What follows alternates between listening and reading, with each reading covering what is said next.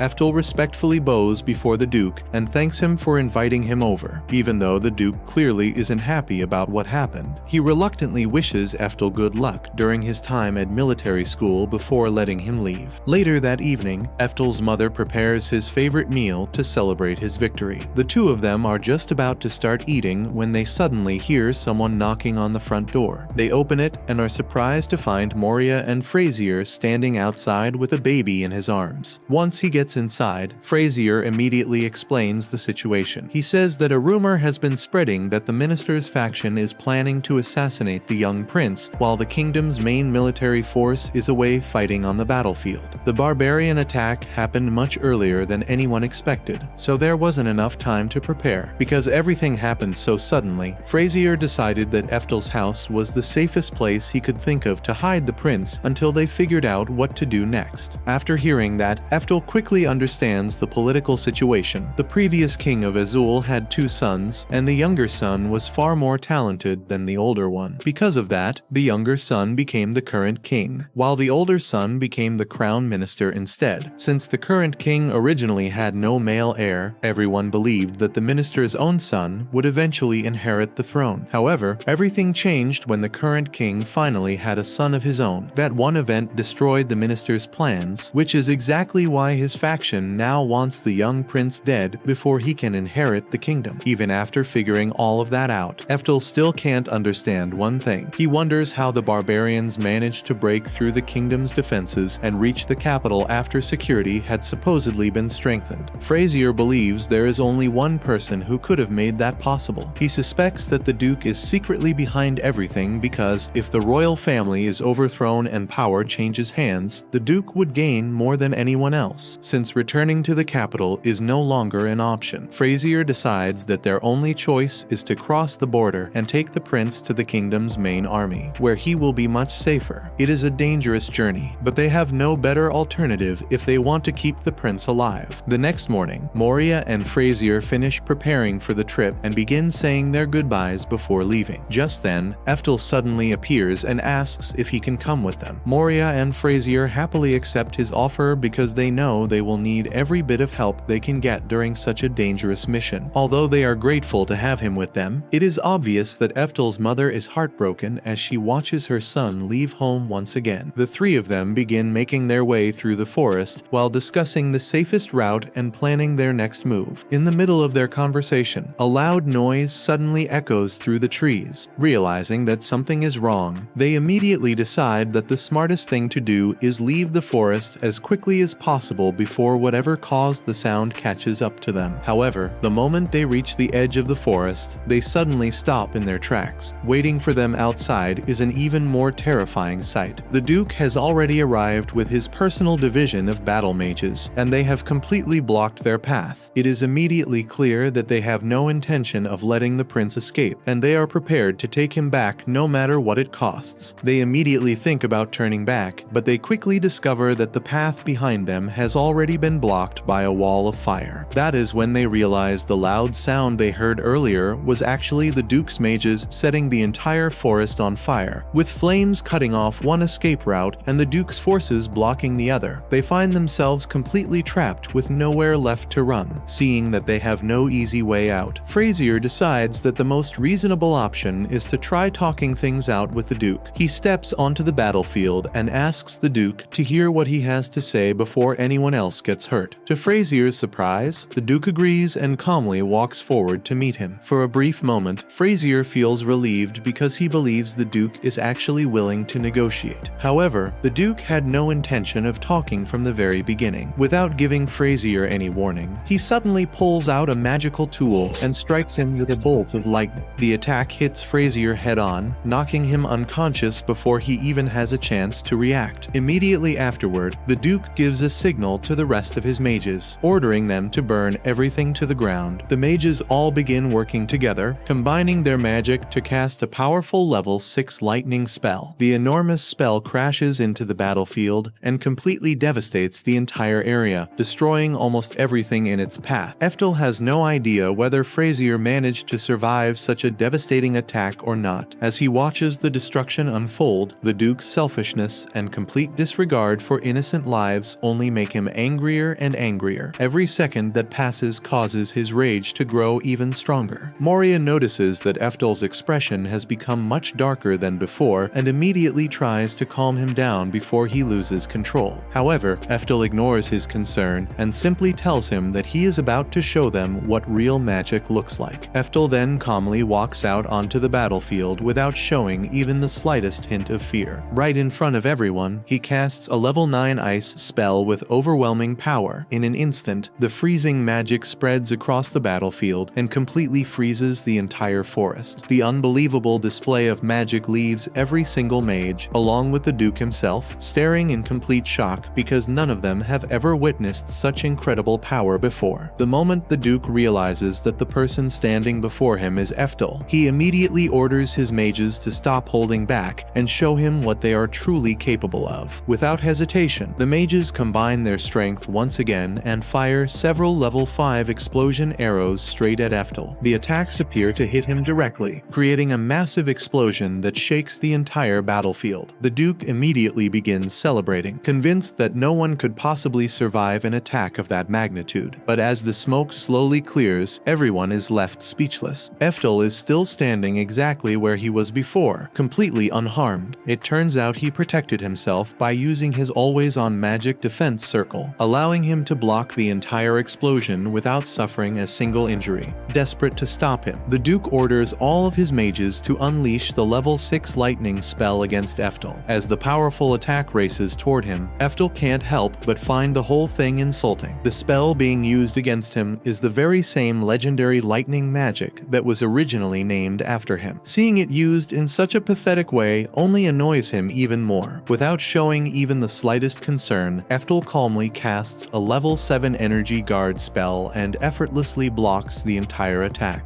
The massive lightning spell disappears without leaving a scratch on him. Every mage watching is left completely stunned because the level 6 lightning spell is considered legendary magic. They had always believed it was impossible for anyone to block it head-on. After that, a twisted grin slowly spreads across Ephtal's face. He suddenly dashes straight into the army of mages and begins cutting them down one after another without giving them any chance to fight back. His movements are so fast and overwhelming that the mages are completely powerless against him. One after another, they fall before they can even understand what is happening. Realizing they have absolutely no chance of defeating him, the remaining mages abandon the fight and try to run for their lives. Before any of them can escape, Ephtal raises his hand and casts a level 10 lightning spell. The overwhelming magic instantly sweeps across the battlefield, wiping out the entire army in a single attack. When the dust finally settles, only Joachim and the Duke are still alive. Ephtal calmly walks over to the two survivors without showing any emotion. He casually knocks Joachim unconscious before he even has the chance to resist. After that, he turns his attention to the Duke. Looking him straight in the eyes, Ephtal tells him that he has no intention of showing mercy to the kind of man who would sacrifice his own son for his selfish ambitions. Once he finishes speaking, he knocks the Duke unconscious as well. With that, the coup finally comes to an end. Not long afterward, both Joachim and the Duke are publicly executed for their crimes, bringing their rebellion to a permanent end. It doesn't take long before Frazier is discharged from the hospital. As soon as Ephtal hears the news, he immediately goes to check on him. Frazier explains that he only survived because of his family's necklace, which protected him from the fatal attack. The moment Ephtal sees the necklace, he immediately recognizes it as Oberon's guard. It originally belonged to him in the past and had been passed down through the family for many generations before eventually ending up in Frazier's hands. With the Duke gone, Frazier becomes the new head of the household because he risked his own life to protect the crown prince during the attack. On top of that, the kingdom begins stripping the Duke of all his noble titles and honors, completely erasing his legacy after everything he had done. Some time later, Ephtal decides to show Frazier and Moria the true extent of his magic magical power, as they watch him demonstrate one incredible spell after another. Both of them are left deeply impressed by what they see. Even so, they warn him that he should keep his true strength a secret because if the rest of the world ever found out how powerful he really is, it could throw the entire world into chaos. They become even more surprised when Ephtal reveals that he still plans to attend magic school. Both Frazier and Moria think he has already become far too powerful to learn anything there, but Ephtal explains that raw power isn't everything. He wants to study magic properly so he can learn how to control his abilities and use every spell to its fullest potential. After hearing his reasoning, Frazier and Moria fully support his decision. With that, Ephtal takes another important step forward on his journey to master the path of magic.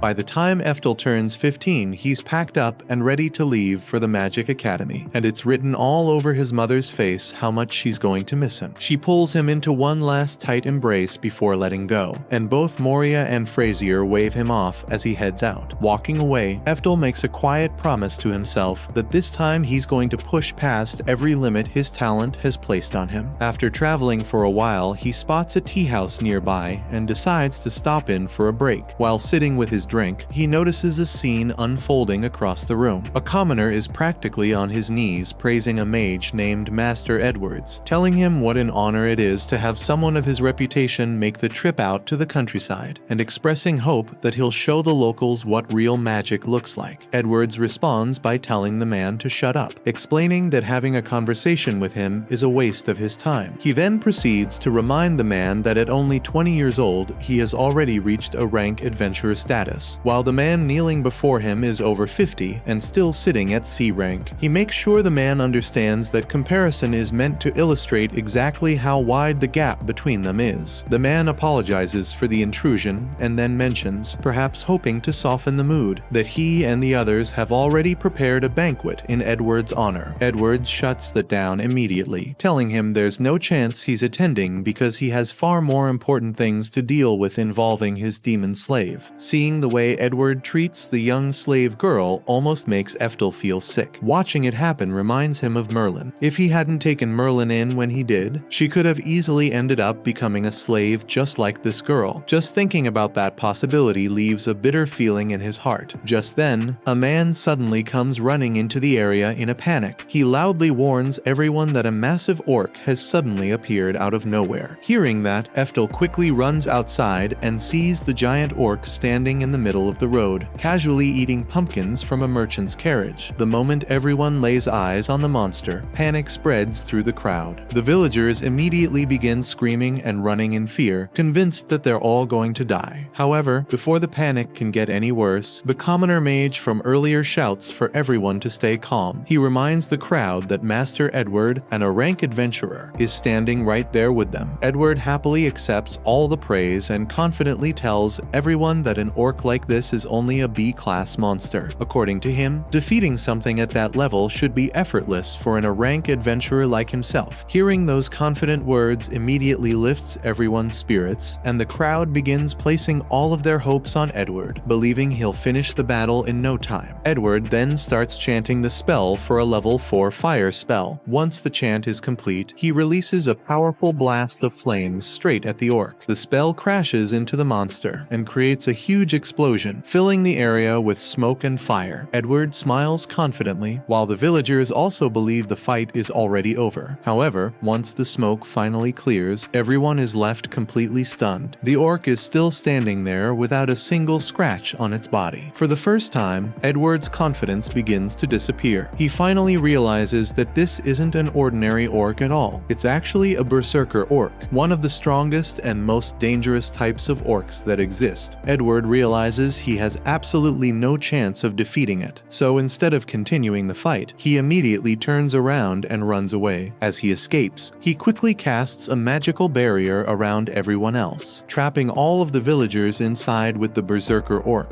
Edward has no intention of saving anyone. His plan is to use the trapped villagers as bait so the monster stays occupied while he makes his own escape. In his mind, someone as important as himself shouldn't die such a miserable death. The terrified crowd immediately rushes toward the glowing barrier and desperately pounds on it, begging Edward to let them out, no matter how loudly they scream or plead for help. Edward completely ignores them because he feels his life is more important. Watching all of this disgusts Ephtal to his very core. He can't believe someone who calls himself an rank adventurer would abandon innocent people so easily. Without any hesitation, Ephtal casually uses his own magic to dispel the barrier in an instant. The barrier immediately shatters, leaving everyone speechless. The villagers stare at Ephtal in complete shock, and before he realizes it, all of their attention has shifted toward him. Ephtal quickly realizes he may have overdone things a little. He never wanted to attract this much attention to himself. At the same time, he knows he couldn't just stand there and do nothing while innocent people were left to die. After thinking for a moment, Ephtal quickly comes up with a plan. He decides he'll first cast a level 3 fire spell to distract everyone watching. Then, while everyone's attention is focused on that attack, he'll secretly finish the Berserker Orc with a powerful level 9 spell without anyone noticing what really happened. Ephtal begins by casting the level 3 fire spell. The moment the spell forms, everyone watching is shocked that such a young boy is capable of using level 3 magic.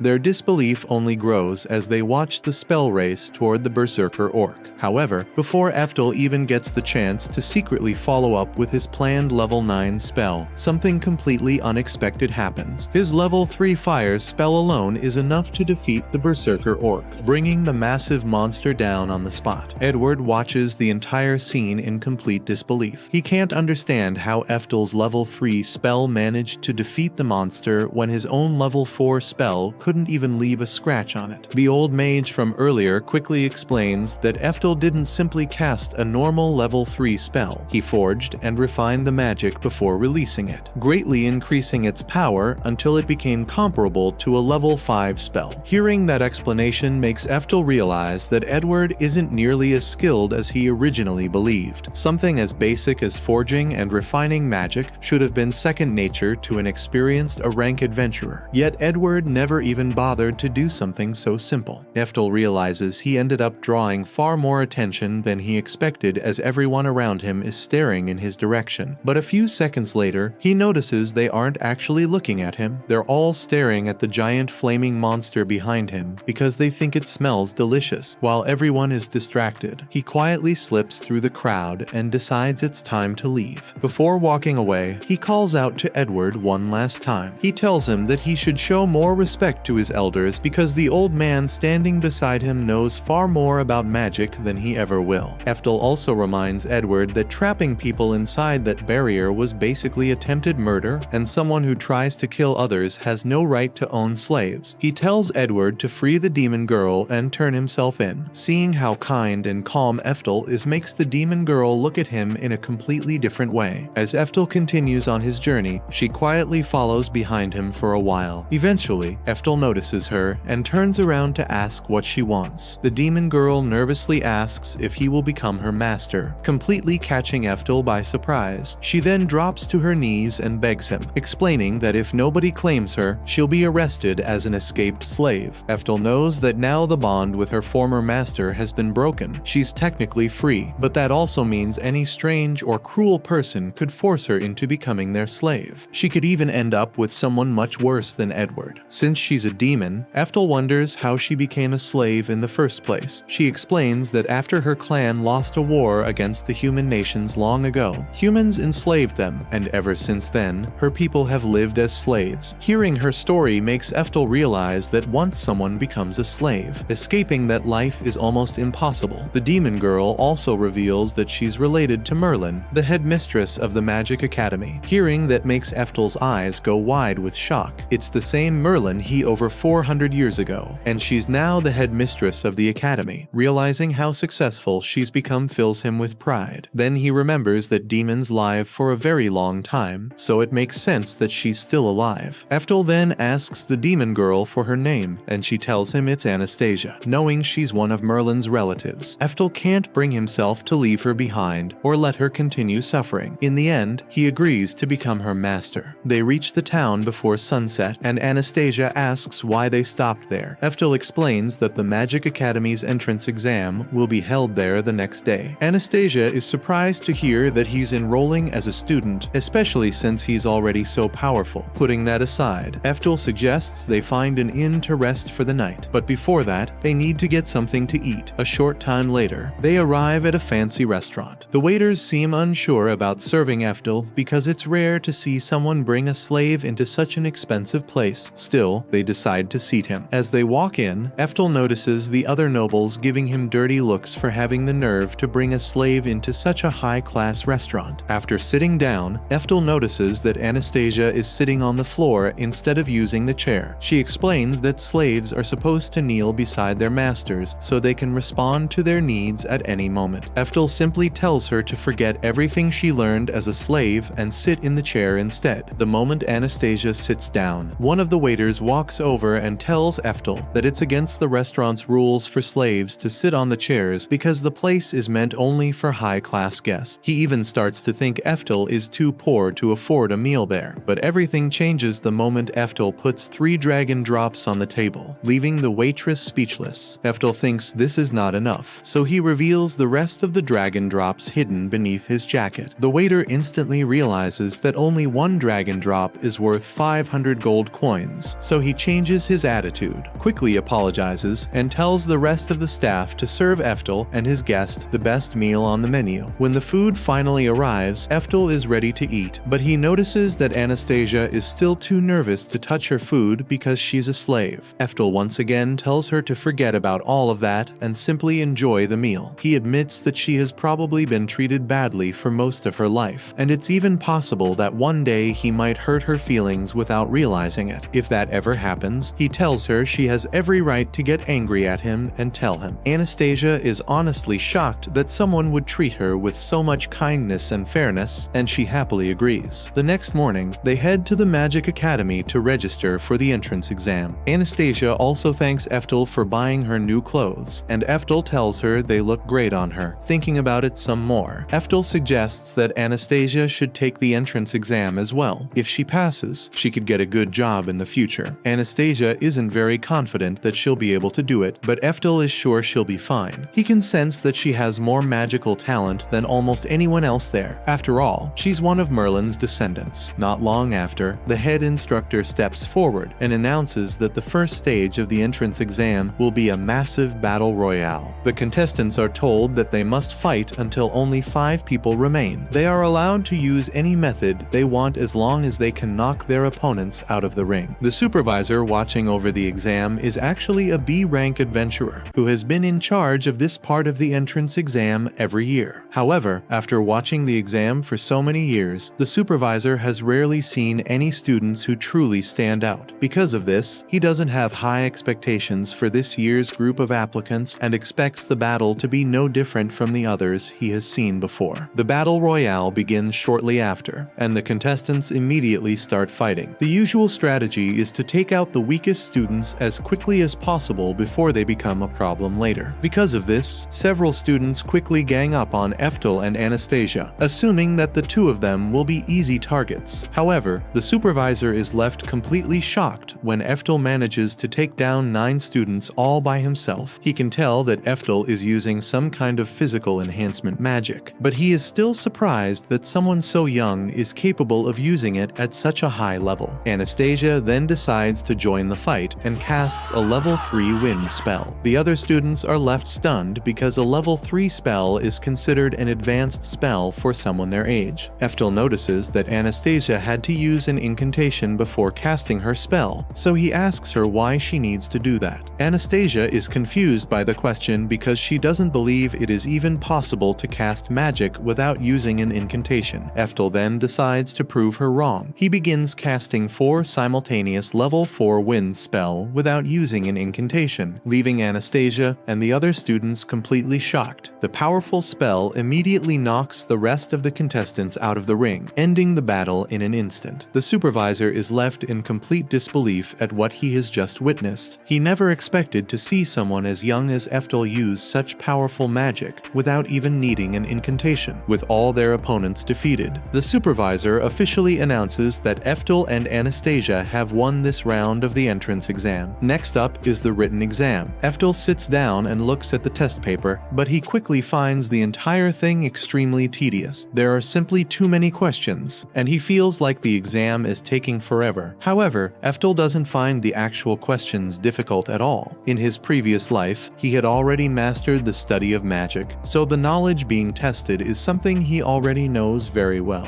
About an hour later, the written exam finally comes to an end. Ephtal lets out a sigh of relief and tells Anastasia how glad he is that he has finally finished answering all those questions. However, Anastasia suddenly informs him that he wasn't actually supposed to answer every question on the exam. He was only supposed to choose one question that was most related to his own field of study and answer that one. Hearing this, Ephtal is completely shocked. He can't believe that he spent all that time answering every single question when he only needed to answer one. The exams are eventually scored, and the school authorities are left completely stunned when they see Ephtal's results. He scores an incredible 958 points, making it the highest score ever recorded in the history of the exam. The dean immediately becomes suspicious and assumes that Ephtal must have cheated somehow. However, before he can take any action, the supervisor from the Battle Royale walks into the room. The supervisor explains that during the Battle Royale, Ephtal managed to cast 4 level 4 spells in parallel, based on the incredible skill Ephtal displayed during the battle. The supervisor believes that it is highly unlikely that he would need to cheat on a simple written exam. The dean then starts thinking about Ephtal's name. He remembers that the infamous Lightning Emperor also had the exact same name. This makes him wonder if Ephtal could somehow be the reincarnation of the legendary mage. A few days later, all the applicants gather around the school's notice board to find out whether they have been accepted into the Magic Academy. Ephtal carefully looks through the list, trying to find his name. While he is still searching, Anastasia suddenly runs up and throws her arms around him. She excitedly tells Ephtal that she has been accepted into the special magic class. However, Anastasia quickly realizes that she is hugging Ephtal in front of all the other students. She immediately becomes embarrassed when she notices everyone staring at her. Ephtal simply congratulates her before returning his attention to the notice board. Ephtal continues searching for his name, but no matter how many times he looks through the list, he can't find it anywhere. Eventually, he realizes that his applicant number isn't even on the list. Ephtal immediately assumes that he has been rejected. He begins wondering if the school secretly conducted some kind of aptitude test without telling him and rejected him because he failed it. Anastasia becomes angry and says that she is going to complain to the school about the situation. However, Ephtal quickly calls her back and tells her not to do that because it would only embarrass him even more. Just then, the two of them notice another notice board nearby. This one is different from the regular acceptance list and appears to be reserved for special announcements. When Ephtal looks at it, he suddenly sees his own name written there. He discovers that the school has classified him as a special elite student. Ephtal isn't really sure what being a special elite student means, but he is mostly just relieved that he has actually been accepted into the school. A little while later, Anastasia explains that being a special elite student comes with many special benefits. Ephtal will receive free tuition and even get free food while attending the academy. However, Ephtal isn't very impressed by these benefits. He quickly realizes that these perks are probably just part of the school's public image and a way to show everyone how important their special elite students are, instead of being excited about all the attention. Ephtal starts worrying that being treated as a special student might actually cause him more trouble than it is worth. After all, he doesn't want everyone watching his every move or constantly trying to figure out who he really is. Ephtal already has his own goal in mind. He plans to make use of the school's massive library while keeping as low a profile as possible. His main objective is to search through the academy's knowledge and research materials in secret. Ephtal hopes that by studying everything he can find, he might finally discover a breakthrough related to magical aptitude. But now that Ephtal has been given such a high ranking, he starts to wonder if he will actually be able to keep a low profile. With the school already paying so much attention to him, staying unnoticed may be harder than he originally expected. As Ephtal and Anastasia walk through the school grounds, Ephtal suddenly spots someone familiar. The moment he sees her, he immediately recognizes her as Merlin. Merlin has grown up a lot since the last time Ephtal saw her, but there is no doubt in his mind that it is really her. Ephtal knows that Merlin is very familiar with him, so if she gets a good look at him, she could easily recognize who he really is. This could become a huge problem because Merlin might publicly reveal that Ephtal is actually the Lightning Emperor. Ephtal quickly hides behind a wall and tries to avoid being seen by Merlin. He knows that the safest thing he can do is get away from her as quickly as possible. So Ephtal grabs Anastasia and tries to leave the area before Merlin notices him. However, Ephtal soon realizes that hiding from Merlin won't be enough. Even though she doesn't see him directly, Merlin is still able to sense his energy. Merlin suddenly stops and realizes that Ephtal must be somewhere nearby. She begins searching the area, following the energy she can feel. Ephtal tries to get away as quickly as possible, but Merlin eventually catches up to him. She runs up to him and immediately asks him a direct question. She wants to know if he is somehow related to the Lightning Emperor. Ephtal immediately denies knowing anything about the Lightning Emperor and refuses to give Merlin any reason to suspect him. Without wasting any more time, he quickly runs away with Anastasia before Merlin can ask him anything else. Once they finally make it outside, Ephtal turns to Anastasia and asks her if she was able to recognize Merlin. Anastasia admits that she is actually embarrassed to say this, but she has never even met Merlin before. Ephtal is surprised by this, but Anastasia explains that she and Merlin are only very distant relatives. Because of how distant their family connection is, they have never had the chance to meet each other. Ephtal then realizes that this actually makes sense. After all, Anastasia and Merlin don't look very similar, so it would be understandable if Anastasia had no idea what Merlin looked like. A while later, the new students gather for their orientation. During the event, Merlin is brought forward as the headmistress of Altina Academy to give a speech welcoming the new students. As Merlin finishes her speech, Ephtal finally understands why she is here. He realizes that she isn't a teacher at the academy, meaning he won't have to worry about running into her again anytime soon. However, just when Ephtal thinks everything is going to be fine, the dean suddenly calls him forward in front of everyone and introduces him as one of the academy's special elite students. The moment Merlin hears Ephtal's name and realizes that it is the same name as her former master's, she immediately becomes certain that this is actually him. Ephtal quickly realizes that his plan to live a quiet life has completely fallen apart. Later, just as expected, all the girls in the class immediately surround Ephtal. They are fascinated by him because he is a special elite student, and they think his status makes him incredibly cool. Anastasia watches all the girls surrounding Ephtal and starts to feel a little jealous. However, before things can go any further, Merlin suddenly walks over to Ephtal and places his exam score sheet on his desk. She has a clearly angry look on her face. The girls immediately notice that something serious is happening, so they quickly leave and give Merlin and Ephtal some privacy to talk. Merlin begins by asking Ephtal if he is familiar with the concept of reincarnation. Ephtal immediately wonders if Merlin has already figured out his true identity. However, he decides to play dumb and pretends that he has no idea what she is talking about. Merlin then explains why she is suspicious. Based on the answers Ephtal gave during the written exam, she realizes that his understanding of magic theory is correct. However, there is something strange about the knowledge he displayed. Ephtal's magic theory is actually based on ideas that were used more than 400 years ago. This is why his answers were so difficult to understand at first. Ephtal immediately realizes that he made a serious mistake. He had become careless and accidentally revealed knowledge that should no longer exist in the modern era. He knows that this small mistake could completely ruin his plans and expose his true identity. So, Ephtal decides to make his lie even more convincing. He tells Merlin that the Lightning Emperor once had a secret lover and secretly had a child with her. The Lightning Emperor personally trained this child and taught him everything he knew about magic. However, the child was kept hidden from the public and raised in a distant village so that he could live a quiet life away from the attention surrounding the Lightning Emperor. Ephtal then claims that he is a descendant of that secret child. He introduces himself as Ephtal Orcott the 13th. Ephtal secretly apologizes to Merlin in his mind for lying to her, but he knows that this is how things have to be for now if he wants to protect his identity. After hearing this story, Merlin feels slightly sad that her master never told her about such an important secret. She can't believe that the Lightning Emperor had an entire secret family that she knew nothing about. However, her sadness quickly turns into excitement. Merlin becomes eager to find out whether one of Ephtal's descendants could actually be stronger than she is. She then informs Ephtal that the academy will soon be holding mock battles for the students. Merlin asks him if he would be willing to fight against her. The moment Ephtal hears this, he immediately shudders. He knows that fighting Merlin could be extremely dangerous for his plans. If he battles her seriously, there is a good chance that he will reveal how powerful he really is. That would only draw even more attention to him. The most logical choice would be to refuse Merlin's challenge and avoid the battle altogether. However, Ephtal's heart tells him otherwise. Despite knowing the risk, Ephtal eventually accepts Merlin's challenge. Deep down, he is actually excited about the opportunity. After all, Merlin has spent the last 400 years developing her magic and growing stronger. Ephtal can't help but wonder just how powerful she has become during all that time. News about Ephtal's battle with Merlin quickly spreads throughout the Magic Academy. Even though the students know Ephtal is the Academy's special representative, most of them still do not believe he can defeat Merlin because of how legendary she is. Ephtal only agrees to this mock battle because he wants to see how much Merlin has improved after spending the last 400 years studying magic. That afternoon, the time for the mock battle finally arrives. Ephtal and Merlin stand across from each other as the entire academy gathers to watch. Most of the students cheer for Merlin, but Ephtal still has a few supporters. Seeing other students cheer for her master makes Anastasia feel a little jealous. As the battle begins, Ephtal calmly says he wants to start with something simple. Without saying a single incantation, he raises his hand and fires a level 6 fireball at Merlin. The attack leaves every student and teacher watching completely shocked. A moment later, Merlin calmly emerges out of the flames without a single scratch. Ephtal smiles after realizing she blocked the attack with a level 7 perfect wall. Seeing a young boy cast a level 6 spell so easily and without an incantation makes Merlin believe Ephtal's story even more. Even with the odds stacked against her, Merlin refuses to go down without making Ephtal work for it. She launches a level 6 flare burst spell, and Ephtal answers it with the same perfect wall Merlin herself had cast earlier. Fighting her, he can't quite hide how much he's enjoying this, because it's the first time he's witnessed level 6 magic being used since his reincarnation. Merlin catches the grin on his face, and it irritates her enough to leap into the air and fire another level 6 flare burst straight at him. She explains between attacks that high-level spells normally require significant time to construct properly, but having learned directly from the Lightning Emperor, she was able to master casting without any incantation at all. Ephtal decides to push her further and throws out a level 7 ice spell that freezes every one of her flames solid. Merlin is caught off guard, not expecting him to have ice magic in reserve, and then he surprises her again by launching an evil frost attack directly at her. He watches with genuine curiosity to see how she'll handle it, and she makes him proud by stopping it cleanly with a perfect wall. He immediately chains several more level 7 evil frost spells one after another, and she blocks those two without falling apart. Then Ephtal casts a heavily refined icing titan at her, and this time the pressure is noticeably different. Merlin struggles to hold against it. Ephtal points out that her casting still has imperfections, and that even when the raw magical output is equal, a refined technique will break through an imperfect defense. Merlin hears that, and something shifts in her expression. It sounds exactly like something the Lightning Emperor would say to her mid-battle, always pointing out her flaws in real time rather than waiting until after. The memory hits her somewhere deep, and instead of breaking her focus, it does the opposite. She locks in completely, shifts into multicasting, and layers a level 7 perfect wall until the icing titan shatters against it. The crowd watching has no words. Ephtal is genuinely impressed, but he knows multicasting on that scale drains the caster fast, so he charges in immediately to land the finishing blow before she can recover. But Merlin suddenly vanishes. She reappears behind him and releases a level 6 flare burst with an unusually wide blast radius, and everyone watching assumes that's the end of Ephtal. Merlin allows herself a small smirk, then senses him directly behind her. He had already read her intention to attack from the rear and prepared a teleportation spell of his own before she even made her move. Merlin tells Ephtal that he uses the exact same techniques as the Lightning Emperor. To her, seeing someone with the same name and the same fighting style is both confusing and frustrating. Even so, Ephtal looks so much like him that it also brings back many old memories. Because of that, Merlin cannot help but smile as she looks at him. After that, Merlin tells Ephtal that she is about to use her strongest spells against him. She says that if he can survive everything she throws at him, she will finally admit defeat. Ephtal calmly accepts her challenge without showing any fear. Merlin immediately begins casting a level 8 Thor's hammer spell. As Ephtal watches her prepare the attack, he honestly looks a little disappointed because he expected her secret spell to be stronger than just just a level 8 spell. Merlin notices the look on his face, but keeps her confident smile. She tells him not to underestimate her just because of the spell's level. A moment later, Merlin releases the attack, and the giant bolt of lightning races straight toward Ephtal. He quickly dodges it with ease, but he still looks confused because the attack seems no different from a normal Thor's hammer spell. He starts wondering why Merlin was so confident if that was all she planned to do. Then Ephtal takes a closer look and finally notices something unexpected. While she was casting with her right hand, Merlin had secretly been casting another spell with her left hand at the very same time. The second lightning attack suddenly shoots toward Ephtal from another direction, but he still reacts quickly enough to dodge it before it can hit him. After avoiding the attack, Ephtal admits that the move was impressive. He praises Merlin for thinking ahead, but he also tells her that he still saw the attack coming before it reached him. However, Ephtal is suddenly left in complete shock when he realizes Merlin has been casting a third spell with her left foot as well. The third attack rushes toward him almost instantly, forcing him to barely dodge it at the last possible second. After escaping the attack, Ephtal admits that he had no idea Merlin had a trick like that hidden up her sleeve. Before he even has time to recover, Ephtal is shocked once again. He realizes Merlin is now casting 4 level 8 spells at the same time, using one spell with each of her 4 limbs. Instead of becoming worried, Ephtal suddenly smiles with excitement as he realizes just how much Merlin has grown over the past 400 years. She has improved far more than he expected. Merlin slowly rises into the air while continuing to gather more and more magic. As he watches her, Ephtal admits that this is something he never had the chance to see in his previous life. Watching Merlin perform such an incredible technique reminds him why she has always been his favorite student. Deciding that it is finally his turn to respond, Ephtal prepares to use his own original level 10 lightning spell. Merlin finishes gathering all of her magic before finally launching her attack toward him. Without showing any panic, Ephtal calmly responds by releasing his original level 10 lightning spell. The moment both spells collide, the entire arena is covered in a blinding flash of light that makes it impossible for anyone to see what is happening. Merlin watches the clash in complete disbelief. She cannot believe that Ephtal is powerful enough to cast a spell capable of completely overpowering her Thor's hammer attack. In her mind, something like this should be impossible for anyone except the Lightning Emperor himself. Then, without giving anyone time to react, Ephtal suddenly uses his magic cancel technique. In an instant, every trace of lightning throughout the arena disappears, and Merlin slowly falls back down to the ground as her magic completely vanishes. The students and teachers watching the battle are left with their mouths hanging open. Nobody knows what to say after witnessing such an unbelievable exchange of magic. After Merlin lands on the ground, she looks directly at Ephtal and quietly asks him if he is the Lightning Emperor reborn. This time, Ephtal does not deny the truth. He admits that he really was reincarnated. After saying that, he walks over to Merlin and gently pats her on the head, telling her how proud he is of everything she has accomplished over the last 400 years. The moment Merlin hears those words, she can no longer hold back her emotions. Tears begin running down her face as she tells Ephtal how much she has missed him all these years. Seeing the two of them together makes Anastasia feel a little jealous, so she quickly runs over and stands beside Ephtal. When Merlin notices Anastasia, she immediately assumes Ephtal somehow ended up with a slave, even though he is supposed to be a student. Ephtal quickly clears up the misunderstanding by explaining that Anastasia simply ran into some trouble, so he decided to take care of her until she had somewhere safe to stay. Anastasia nervously steps forward and politely introduces herself to Merlin, saying that it is nice to meet her. Merlin warmly smiles and returns the greeting. Since Ephtal chose to keep Anastasia by his side, Merlin believes he must have had a good reason for doing so and does not question it any further. However, it does not take long before a large group of students comes running toward Ephtal. They all begin asking him to become their new magic teacher, while others beg him to show off more of his incredible magic during future demonstrations and conferences. Ephtal cannot even get upset about their behavior because he expected everyone to react like this after revealing so much of his power during the battle. After the crowd finally calms down, Merlin asks Ephtal why he decided to come to this academy in the first place. Ephtal chooses not to tell her the full truth. Instead, he simply says that he came because he wants to study magic. Merlin accepts his answer without doubting him and suggests that the three of them leave before the crowd becomes even bigger. With that, they quickly run off together. A few hours later, Merlin brings Ephtal back to the mansion where he used to live hundreds of years ago. When they arrive, Ephtal is deeply touched after seeing that Merlin has carefully looked after the mansion for the past 400 years, keeping it in excellent condition all this time. After showing them around, Merlin tells Ephtal to wait there while she goes to finish some paperwork. Both Ephtal and Anastasia look confused and ask what kind of paperwork she is talking about. Merlin happily explains that she plans to file documents saying that both Ephtal and Anastasia are her adopted children as well as her personal apprentices. As she talks, she gets completely carried away and starts imagining what their new school life will be like together. Ephtal quickly tells Merlin to slow down and explain exactly what she is talking about. Merlin calms herself and explains that she is going to use her authority as the head of Altina Magic Academy to allow Ephtal to enroll there immediately. Merlin becomes more and more excited as she imagines going to school with Ephtal again. She happily talks about studying together in the library, eating lunch together every day, and spending time with him around the academy just like they used to. After thinking about it for a moment, Ephtal realizes that enrolling at Altina Magic Academy would not be a bad idea. It would allow him to continue studying all the magic he wanted to learn as a student without having to hide so much, especially since Merlin is the head of the academy and already knows his biggest secret. In the end, he tells Merlin that he thinks it is a great idea. He walks over and gives her a warm hug while thanking her for everything she has done. Watching the two of them hug makes Anastasia feel a little jealous once again, but she decides to let it slide just this once. The next day, Ephtal takes Anastasia deep beneath the mansion and into the underground treasury because he's still yet to retrieve his trusty sword. Anastasia feels a little nervous and asks if it's really okay for someone like her to enter the treasury. Ephtal tells her not to worry because Merlin already gave them permission, so there won't be any problems. The two continue walking down the long hallway that leads to the treasury. Just as they reach the entrance, a mysterious lamp suddenly appears out of nowhere. Moments later, the lamp releases a massive red genie who immediately blocks their path and announces that no one is allowed to go any farther. The genie looks at Ephtal and Anastasia and assumes they're nothing more than a pair of thieves trying to steal treasures. Ephtal calmly explains that they aren't thieves at all. He says he's only here to retrieve his katana, Reikiri. The moment the genie hears that, he becomes furious. He tells Ephtal that Reikiri could never belong to him because it's a legendary weapon that was brought back from the Demon King's castle by the famous Lightning Emperor himself. Hearing that name makes Ephtal think back to his final battle against the Demon Lord. He remembers using Reikiri to cut straight through the Demon Lord's level 10 lightning spell before defeating him. The genie assumes Ephtal and Anastasia are just two of Merlin's students who don't know any better. He orders them to leave immediately and says he'll let them go with only a warning this time. According to Merlin's orders, no one except the Lightning Emperor is allowed inside the treasury. Ephtal tries to explain that he really is the Lightning Emperor, but the genie refuses to listen. Instead, he yells so loudly at Ephtal that spit flies all over his face. Now feeling confident, the genie starts complaining about Merlin. He calls her an old hag for always ordering him around and forcing him to guard the treasury every single day. He even insults the Lightning Emperor, calling him a fraud who never had any talent for magic in the first place. The moment Ephtal hears those words, his expression completely changes. His face turns cold as he calmly asks the genie where Reikiri is. The genie immediately feels the pressure coming from Ephtal and becomes a little nervous. He admits that Reikiri is being kept in the back of the treasury, but says it doesn't matter because the sword is sealed behind an extremely powerful high-level protection spell that no one can break. Ignoring the warning, Ephtal calmly walks over to Reikiri. Without saying a single word, he casts a level 8 dispel spell with no incantation at all. The protective barrier instantly shatters, freeing Reikiri from its seal. As Ephtal picks up the sword and holds it in his hand once again, the genie can only stare in complete disbelief. Just then, Merlin suddenly appears with an overwhelming aura surrounding her. She says she could hear the genie calling her an old hag all the way from the other side of the mansion. Then she notices that Ephtal has successfully retrieved Reikiri. Excited by what she sees, Merlin asks Ephtal if he'll teach her how to use a sword someday. Ephtal simply smiles and tells her that he'll teach her when the time is right. Watching everything unfold, the genie finally starts putting the pieces together. No ordinary person could cast a level 8 dispel spell without an incantation. At that moment, he finally realizes that the guy standing in front of him really is the legendary Lightning Emperor. The genie immediately falls to his knees and sincerely apologizes to Ephtal for the disrespectful way he acted earlier. Ephtal accepts the apology. He simply tells the genie that he and Anastasia will be living there from now on, so he should remember both of their faces. The genie quickly agrees and promises he won't make the same mistake again. Even after that, Merlin is still angry that the genie called her an old hag, and the two continue arguing with each other. While they're busy bickering, Anastasia can't take her eyes off Raikiri. After that, the group takes a walk through the town. As they stroll through the streets, Ephtal talks about how the shops haven't changed much, even after the 400 years he was gone. Merlin agrees with him before pointing toward a nearby tailor shop. She tells them that's where she's having uniforms made for both Ephtal and Anastasia. The three of them spend the rest of the day enjoying themselves around town. After they've finished sightseeing, Merlin asks Ephtal what he plans to do for the rest of the day. Just then, one of the waitresses suggests that Ephtal should join the town's treasure hunt if he has nothing else planned. Even Merlin hasn't heard about it before, so the waitress explains that a treasure hunt is being held all across town, and whoever finds the most hidden treasures will be declared the winner. Everyone gets to keep whatever treasure they find, and on top of that, the grand prize is a trip to the hot springs. After hearing that, they leave to check it out. Merlin immediately becomes interested because the hot springs sound like a wonderful prize. As they're walking, Ephtal suddenly notices that Anastasia has stopped moving. She's quietly staring at one of the treasure hunt posters with a very interested look on her face. Ephtal and Merlin walk back over and ask if she'd like to participate. Ephtal can tell that she really wants to join, but is simply too shy to say it out loud. Seeing that, he decides they'll enter the treasure hunt together, making both Merlin and Anastasia smile. Anastasia, however, admits that she doesn't really care about the hot springs at all. What she truly wants is one of the treasure prizes. Merlin then looks more closely at the poster Anastasia was staring at and notices one of the reward dolls. She asks Anastasia why she wants that particular doll so badly. Before Anastasia can answer, Ephtal gently stops Merlin and tells Anastasia that she doesn't have to explain herself if she doesn't want to. After looking around, Ephtal realizes that the organizers are using shape-shifting magic to disguise all of the treasure hunt items, making them impossible to find through normal means. Anastasia suggests using perfect dispel just like he did back in the treasury. Merlin quickly points out that doing that would also remove many other spells throughout the town that have nothing to do with the treasure hunt. Instead, Ephtal comes up with a much better idea. Rather than dispelling every spell in the area, he'll only interfere with the magic of the person casting the shape-shifting spell. Merlin wonders if it's even possible to cast something that accurately. To answer her question, Ephtal activates his level 5 magic jammer. The spell works perfectly. The hidden magic is disrupted, allowing them to easily spot every treasure hunt doll hidden around town. By the end of the day, they've collected enough treasures to win the entire competition, earning both the grand prize and the tickets to the hot springs. As they walk home together, Anastasia finally gathers enough courage to tell Ephtal that the treasure hunt doll reminds her of him. Ephtal simply smiles after hearing that. At the same time, Merlin finally realizes that's the real reason Anastasia wanted the doll so badly. Later that night, Ephtal is quietly sipping tea when Merlin walks into the room. She tells him there's something important she'd like to discuss. Merlin explains that she and Anastasia had just returned from the large public bath, and she had been curious about Anastasia because she wanted to know whether she would be a suitable partner for Ephtal in the bedroom. The moment Ephtal hears that, he spits out his tea and immediately tells Merlin that he and Anastasia don't have that kind of relationship. Merlin insists that a first-rate man like Ephtal deserves a first-rate woman by his side. Ephtal responds by lightly knocking Merlin on the head and repeating that there is nothing like that between him and Anastasia. Merlin accepts his answer, but then brings up something else she noticed. She tells Ephtal that Anastasia has a special slave crest on her body. Because of that, she can't understand why Ephtal is allowing Anastasia to remain by his side when he already knows about it. Keeping a calm expression, Ephtal tells Merlin that he has known about the slave crest this entire time. Merlin reminds him that keeping someone with a slave crest nearby could become very dangerous, almost like carrying around a ticking bomb. Before Before she can continue, Ephtal suddenly slams his fist onto the table. He firmly tells Merlin that it was his decision, and he doesn't want to hear another word about the subject. Merlin realizes it's something Ephtal doesn't want to discuss any further, so she quietly agrees to let the matter go. The next day, Ephtal arrives at the Magic Academy with Anastasia. As soon as they enter the school grounds, nearly everyone begins staring at him, wondering why a human from a lesser race is attending a school meant for demons. Anastasia quietly asks Ephtal what's happening, and he explains that this academy was built specifically for demons, so seeing a human student there is extremely unusual. Even so, Ephtal has no intention of letting other people's prejudice stop him from studying magic. Ephtal and Anastasia then arrive at their classroom. The moment the other students realize Ephtal is human, they begin wondering why someone from a lesser race was even allowed into the academy. A blonde girl named Maria walks up to him and asks how a human like him managed to get accepted into their school. Before Ephtal can answer, the class's top student, Abe, speaks up. He tells Maria that Ephtal is probably some important human who paid the admissions committee enough money to ignore the rules. Ephtal finds the accusation a little awkward because Abe is not completely wrong. Abe then asks Ephtal if he really believes someone from a lesser race can keep up with the other students. Ephtal calmly replies that he will simply do his best. Instead of calming him down, Ephtal's answer only makes Abe even angrier. Abe tells him not to underestimate everyone because they all know how difficult the entrance exam was. Ephtal chooses not to argue and quietly walks over to his seat. A little later, Maria walks over to Ephtal and apologizes for Abe's behavior. However, she admits that while she does not judge people based on their race, she does judge them based on talent. She believes a human like Ephtal cannot possibly compare to the other students when it comes to magic, so she tells him to stay out of everyone's way. After Maria leaves, Ephtal quietly thinks about her words. He knows she is not entirely wrong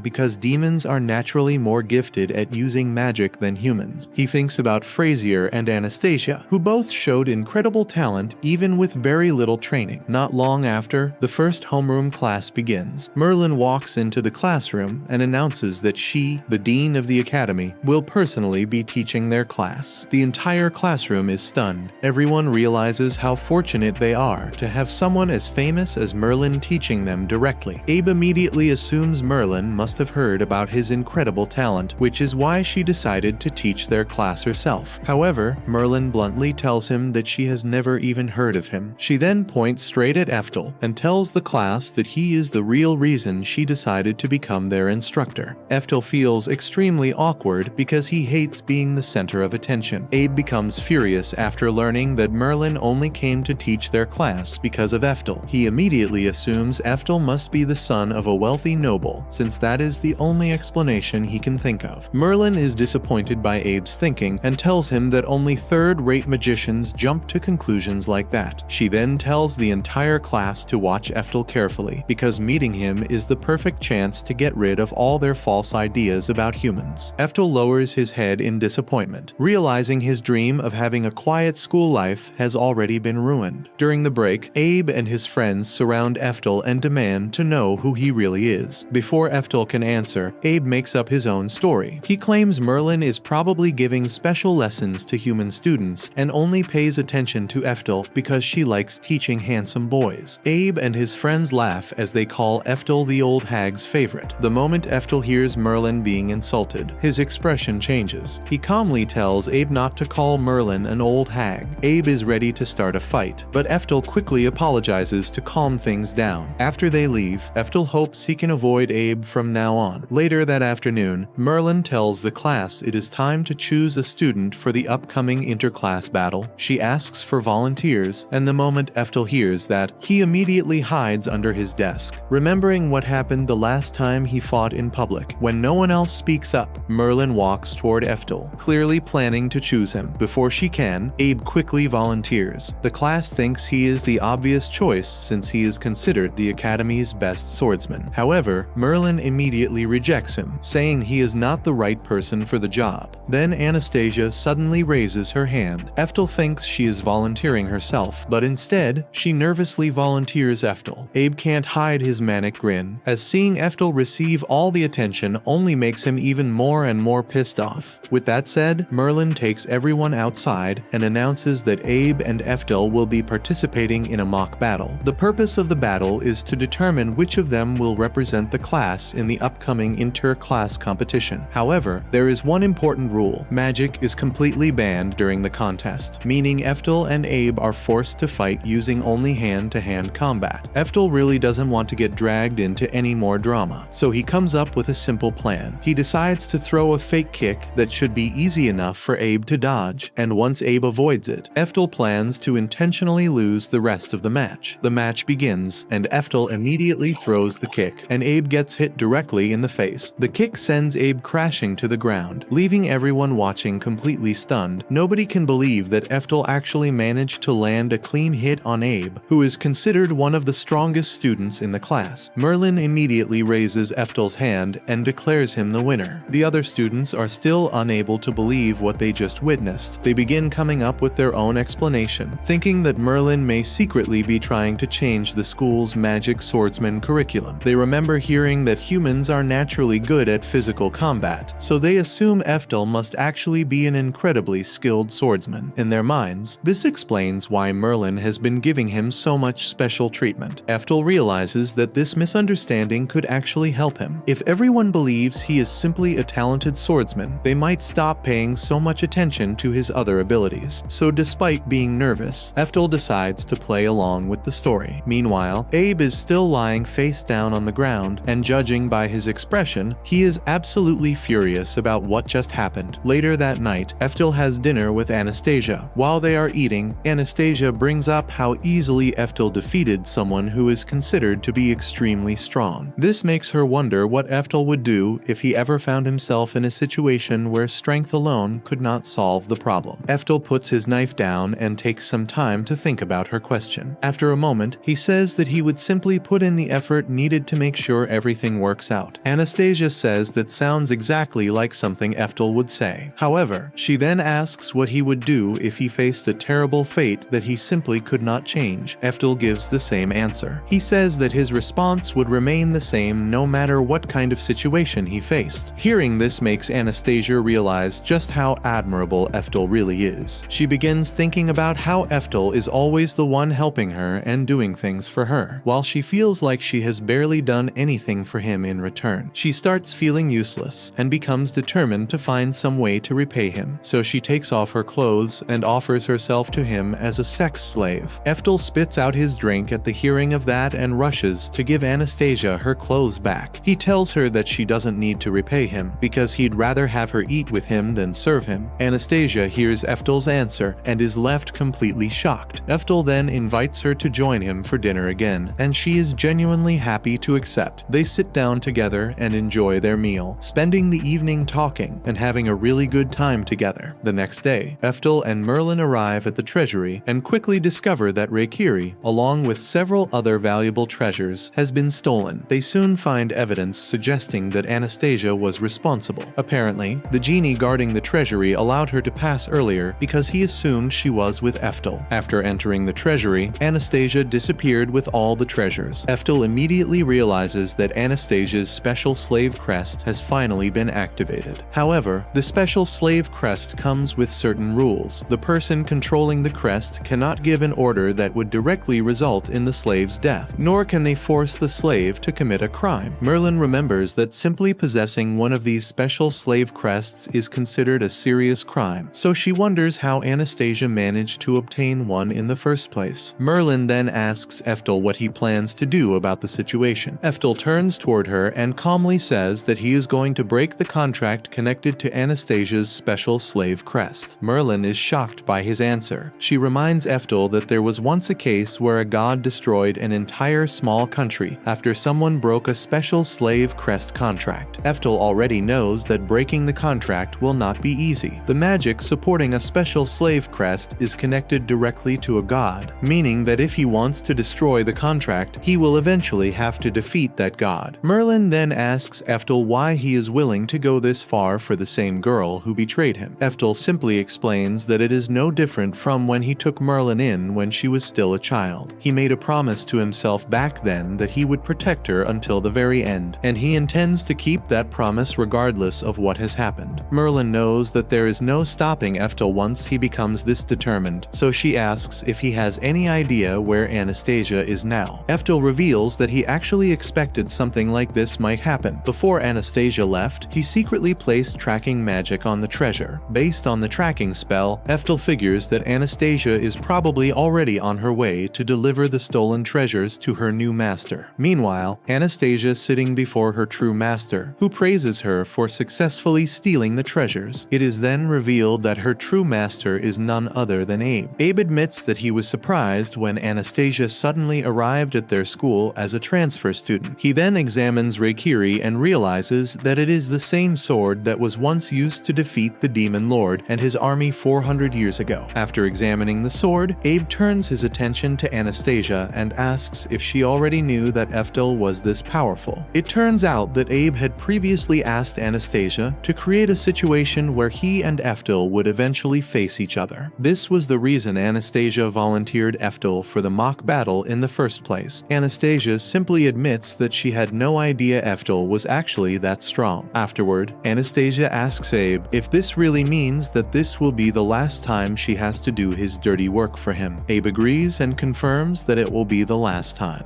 However, Abe points out that breaking the special slave crest will not be easy because it is actually a curse placed on Anastasia's entire clan for the crime of killing their fellow demons. The curse is designed to continue from one generation to the next. If Anastasia ever has a child, the responsibility will be passed down to that child, and the cycle will continue forever. After Abe leaves, Anastasia returns to her room. She cannot help but feel disgusted with herself for betraying Ephtal. At the same time, she feels slightly relieved because she believes that everything is finally over. She then begins thinking about her older sister, Tatiana. When Anastasia was still a child, Tatiana would occasionally return to their family home with money to help support them. However, the two sisters did not always get along. They would often argue and shout at each other, and Anastasia eventually became convinced that Tatiana hated her. One day, Anastasia gets into another argument with Tatiana. In the heat of the moment, she screams at her sister and tells her how much she hates her. But this time, Tatiana does not argue back. She simply turns around, walks away, and leaves their home. The moment Anastasia watches her sister leave, she starts crying. She immediately regrets what she said and wishes she could take those words back. About a year later, a carriage arrives at their home, but instead of Tatiana returning alive, the carriage drops her corpse onto the ground. Anastasia rushes toward her sister with tears in her eyes, desperately checking her body, even though it is already clear that Tatiana is dead. As Anastasia cries over her sister, a golden ring suddenly forms around her hand. Young Abe and his father immediately recognize what this means. Anastasia is now the next person in line to inherit the family's curse. Anastasia's father immediately bows before the nobles and begs them to allow Anastasia to serve in Tatiana's place. Young Abe looks at him and realizes just how terrible of a father he truly is. Before long, the transference ritual begins. Anastasia is tied down beside Tatiana's corpse as the people in charge prepare to transfer the special slave crest to her. Tatiana's slave crest is brought out, and the man in charge explains that Tatiana made a mistake while carrying out the contract. Because of that mistake, she is now considered a slave to them, the Port family. Abe's father then explains the terms of the contract. It is actually very simple. Every generation, the person carrying the curse must provide 5 artifacts to the Port family. Once that generation ends, the responsibility is passed on to the next generation, continuing the cycle indefinitely. Young Abe explains that Anastasia will essentially be forced to infiltrate the homes of other nobles and steal their valuable artifacts. Tatiana had managed to deliver 3 artifacts before she was caught, meaning she still owed them 2 more. Abe suddenly bursts into laughter as he recalls how Tatiana was discovered and eventually killed. Hearing this, Anastasia starts crying. She finally realizes that her sister was killed simply because she failed to complete the contract, and now the same cruel fate has been passed down to her. The ritual begins shortly after, and while it is taking place, Anastasia finally learns the truth about her family's past. 300 years ago, her ancestors tried to rob the Port clan, but they were defeated. As punishment, their entire clan was forced to carry a special slave crest for the rest of time. Anastasia then realizes that Tatiana had known about everything all along. Despite knowing the terrible fate that awaited her, Tatiana chose to carry the burden by herself. Anastasia finally understands why Tatiana always treated her the way she did. Tatiana had intentionally tried to make Anastasia hate her, so that when she was eventually caught and killed, Anastasia would not be hurt as badly. By the time the ritual is finished, the slave crest has been transferred onto Anastasia's body. She realizes how foolish she had been for treating her sister so terribly all those years without ever knowing what Tatiana had been going through. All those arguments and cruel words suddenly feel meaningless to her now. Back in the present, a sense of relief washes over Anastasia's face as she realizes that the ritual is finally over. But that relief does not last long. Abe suddenly walks into the room and tells Anastasia that she is now expected to provide 5 artifacts of her own. That means she still has 3 more artifacts to steal. Anastasia immediately objects, reminding Abe that this was not what he told her earlier. Abe admits that she is right, but says that it does not matter. She still bears the special slave crest, meaning she has no choice but to follow their orders. Abe and his father have already decided that Anastasia is far too talented to simply let go, especially after she managed to bring them an artifact as powerful as Reikiri. Anastasia grows quiet and timid as she realizes that her sister's death may have meant nothing after all. Seeing her reaction, Abe becomes even more arrogant and decides to reveal the truth to her. He tells Anastasia that the entire story about the territory war was a huge lie. In reality, it was the Port clan that started the war. They stole the territory belonging to Anastasia's ancestors and then falsely blamed her family for killing their fellow demons. They used that lie to force Anastasia's clan into carrying the special slave crest for generations. Anastasia's eyes become completely empty when she hears this. She finally realizes that her entire family was destroyed because of the selfish actions of the Port clan. Tatiana suffered and eventually died for a crime her family never even committed. Abe starts laughing hysterically as he watches the dead expression on Anastasia's face. He seems to enjoy seeing how completely broken she has become. Anastasia does not argue with him. She simply tells Abe good night and quietly walks out of the mansion, still carrying that empty look in her eyes. However, Abe is not worried about her leaving. He knows that no matter where Anastasia goes, as long as she continues to bear the special slave crest, she will be forced to return to him at least once every 6 months. That was episode 8. Subscribe to not miss the next part and watch the next video on screen. I